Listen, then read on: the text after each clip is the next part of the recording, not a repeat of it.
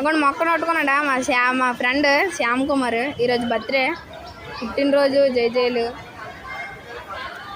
Sai happy birthday పాడు ఎంట్రా, happy బర్త్డేని.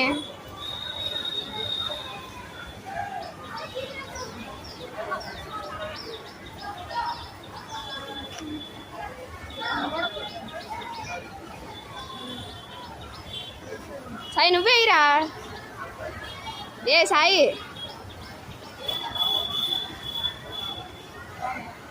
నీలేరా.